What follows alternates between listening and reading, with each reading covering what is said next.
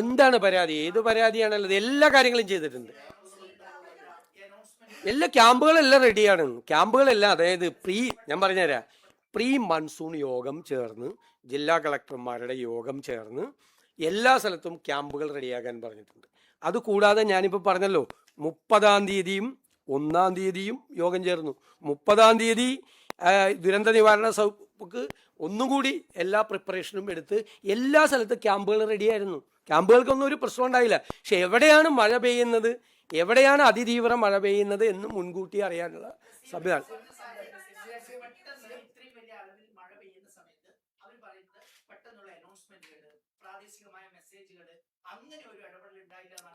ഇല്ല, അതൊന്നും അങ്ങനത്തെ അതിനുള്ള സമയം ഇല്ല. ആ അറിയിപ്പാണ്, മെസ്സേജ് മാത്രമാണ് പോകുന്നത്.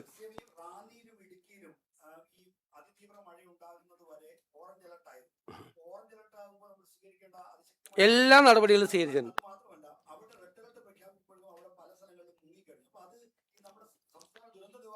അല്ല, ഇത് നമുക്ക് ഇപ്പോൾ ഉള്ള എന്ന് വെച്ച് കഴിഞ്ഞാൽ കാലാവസ്ഥ പ്രവചനത്തിൽ ഇതാണ് കിട്ടിയിരിക്കുന്നത്. IMDയുടെ ഇതാണ് രാത്രി അർദ്ധരാത്രി വൈകുന്നത് വരെ കിട്ടിയിരിക്കുന്നത്.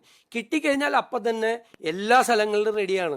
ജില്ലാ കളക്ടർമാർ, ഡിസാസ്റ്റർ മാനേജ്മെൻറ്റ് അതോറിറ്റിയുടെ ചെയർമാൻമാരുൾപ്പെടെ എല്ലാ സ്ഥലങ്ങളിലും റിലീഫ് ക്യാമ്പുകളും ബാക്കി കാര്യങ്ങളും ചെയ്യാൻ പറ്റും. ഇതെന്തറിയാം, ഇതിൻ്റെ അകത്ത് പ്രശ്നം എന്ന് വെച്ച് കഴിഞ്ഞാൽ അതിതീവ്ര മഴ എവിടെയാണ് പെയ്യുന്നത് അറിഞ്ഞാലേ മാത്രമേ ഉള്ളൂ അവിടെ നിന്ന് ഇവാക്യുവേഷൻ നടക്കുകയുള്ളൂ. അതിതീവ്ര മഴയുടെയും ക്ലൗഡ് ബേസിൻ്റെയും ഏറ്റവും പ്രധാനപ്പെട്ട പ്രശ്നം ഇവാക്യുവേഷനുള്ള സമയം ഉണ്ടാവില്ല.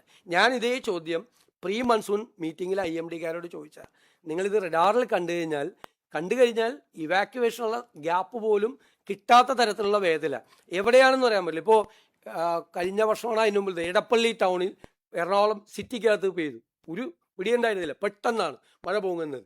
ഇത് ഈ പ്രത്യേകിച്ചുള്ള ടെറൈനല്ലേ, പത്തനംതിട്ടയിലേക്കുള്ള വളരെ സെൻസിറ്റീവ് ആയിട്ടുള്ള ടെറൈനുള്ള സ്ഥലത്ത് അതിതീവ്ര മഴ ഉണ്ടാകുമ്പോഴാണ് ലാൻഡ് സ്ലൈഡും ഉണ്ടാകുന്നു. ധാരാളം ലാൻഡ് സ്ലിപ്പുകൾ ഉണ്ടായി. ഇപ്പോൾ വീടൊക്കെ നിർമ്മിക്കാൻ വേണ്ടിയിട്ട് ഉണ്ടാക്കിയിരിക്കുന്ന ലാൻഡ് സ്ലിപ്പുകളെല്ലാം അല്ല, നമ്മളത് മെച്ചപ്പെടുത്താൻ വേണ്ടിയിട്ടാണ് നമ്മൾ ബജറ്റിൽ പ്രഖ്യാപിച്ചിട്ടുണ്ട് ഡിസാസ്റ്റർ മാനേജ്മെൻറ്റ് റെസിലിയൻസ് പ്രോഗ്രാം കുറേ കൂടി ശക്തിപ്പെടുത്തുക. ഇപ്പോൾ നമ്മൾ കൊച്ചിൻ യൂണിവേഴ്സിറ്റി അടക്കമുള്ള ഏജൻസികളെ ബന്ധപ്പെടുത്തി ഏറ്റവും മികച്ച ഒരു മോഡൽ പ്രഡിക്ഷനും അടക്കമുള്ള മുഴുവൻ കാര്യങ്ങളും അനലൈസ് ചെയ്യുന്നതിന് സംവിധാനം ഉണ്ടാകും. 3-4 ദിവസം മുമ്പ് നമ്മൾ അതിനുവേണ്ടി മാത്രമായിട്ടൊരു യോഗം നമ്മൾ ചേർന്നിരുന്നു.